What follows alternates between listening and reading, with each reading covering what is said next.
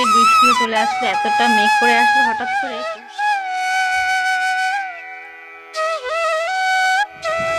Good morning everyone, কেমন আছো সবাই? নতুন একটা ভিডিওতে জানাই অনেক অনেক ওয়েলকাম, অনেক ভালোবাসা।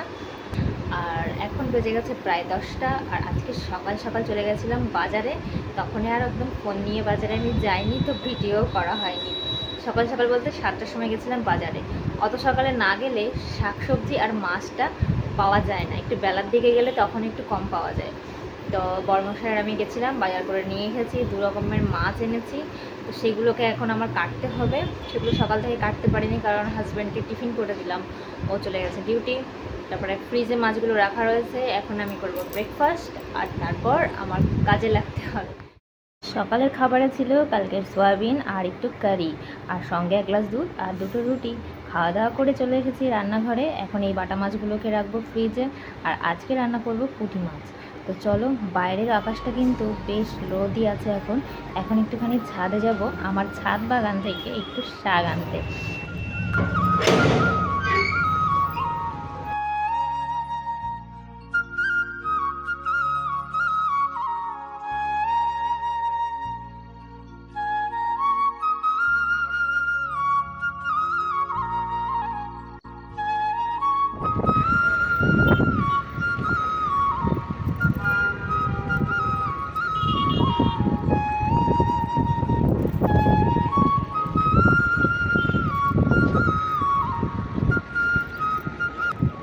ওই পুঁই গাছে 2টো ডগা বেরিয়েছিল, সেই 2টোকেই আজকে কেটে নিলাম, আর কিছু পাতাও কেটে নিয়ে এসেছি। আসলে গাছটা শুধু বড়ই হয়ে যাচ্ছে, এবার ডগা না কাটলে আরও কিছু ডগা বের হবে না, সেজন্য কেটে নিয়ে এসে দেখছি আজকে কেমন লাগে খেতে। দেখতে দেখতে বৃষ্টিও চলে আসলো, এতটা মেঘ করে আসলো হঠাৎ করে, কোথা থেকে আবার বৃষ্টিও চলে আসলো। তো বেশ এখন একটু ঠান্ডা ওয়েদার, ভালো লাগছে।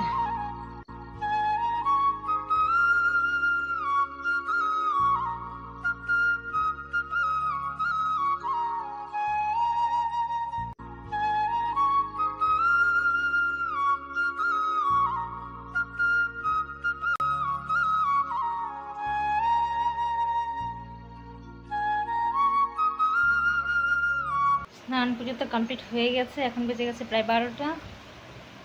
12টা না, 1টা বেজে গেছে। আর এখন আমি দুপুরে রান্না শুরু করিনি, সব কিছু গুছিয়ে রেডি করে রেখেছি। আজকে যেহেতু মাছ কাটতে দেরি হয়ে গেল, সেই কারণেই রান্নাটাও দেরি। তো চলো যাই, এখন রান্না করি। আলু চচ্চড়ি রান্না করব পুঁটি মাছ দিয়ে, তাই এদিকে কেটে রেখেছি সব, কেটে ধুয়ে রেডি। এদিকে রসুন কেটে রাখা, গাছের মানে ছাদের বাগানের পুঁই শাক কেটে রাখা, ভাজি হবে। আর এদিকে একটু কমলি শাক কেটে রেখেছি, এটা একটু ঘন্ট করব। আর পেঁয়াজটা কাটতে হবে, মাছগুলো ভাজতে হবে। তো ঝটপট কাজটা শুরু করি।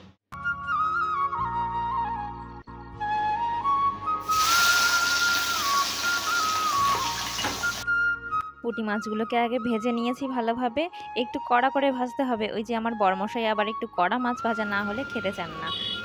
কড়াইতে তেল দিয়ে তাতে শুকনো লঙ্কা আর জিরা ফোড়ন দিয়ে এখন পেঁয়াজগুলোকে আগে ভেজে নেব। ওই যে আগে চচ্চড়িটা রান্না করব যে, সেজন্য পেঁয়াজগুলোকে আগে ভালোভাবে একটু ভেজে নিতে হবে।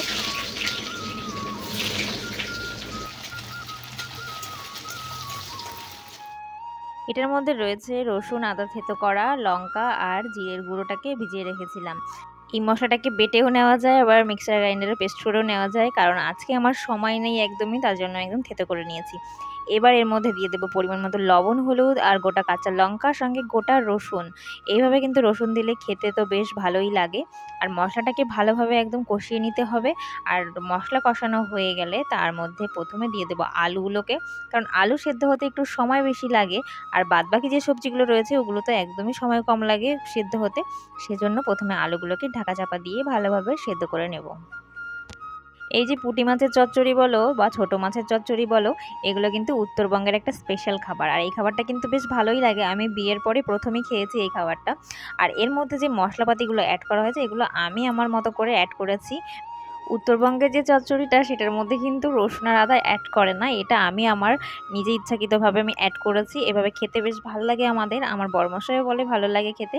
আর তার মধ্যে আজকে মনে হলো একটু ধনেপাতাও অ্যাড করে দিই, তো তার জন্য ধনেপাতাটাও অ্যাড করে দিলাম। দারুণ হয় কিন্তু খেতে, এভাবে একদম হালকা হালকা করে ঝোল রেখে কষাতেই হবে। তারপর সব শেষে গিয়ে মাছগুলোকে দিয়ে আবারও ভালোভাবে একটু নাড়াচাড়া করে নিয়ে তারপরেই নামিয়ে নিতে হবে। এভাবে যদি তোমরা বানিয়ে খেয়ে দেখো, দারুণ হয় কিন্তু খাবারটা। আর এই খাবারটা দিয়ে আমি নিমেষেই কিন্তু অনেকগুলো ভাত খেয়ে ফেলি, মানে অন্যান্য ভাগ থাকলে সেগুলো দিয়ে আর খাই না।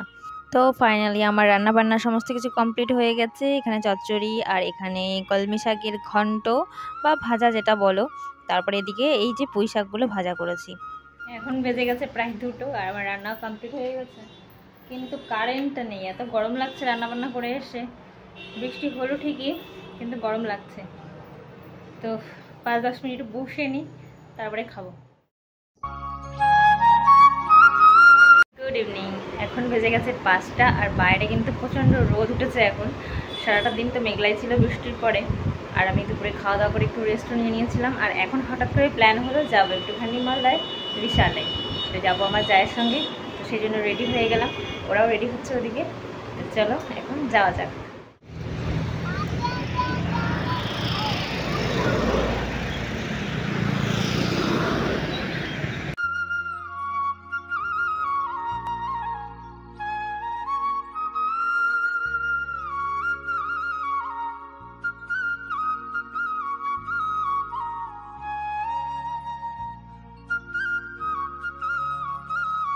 বিশালে এসে শপিং করা হয়ে গেছে। এখানে আমার আছে কিছুই কেনার ছিল না, তবে এখানে এসে দুটো জিনিস দেখে আর থাকতে পারলাম না, তো দুটো জিনিস নিয়ে নিলাম। এদিকে এই যে দুটো প্লেট নিয়েছি, আর এখানে নিয়েছি এই মশলাদানিটা, নতুন এসেছে, বেশ ভাল লাগলো।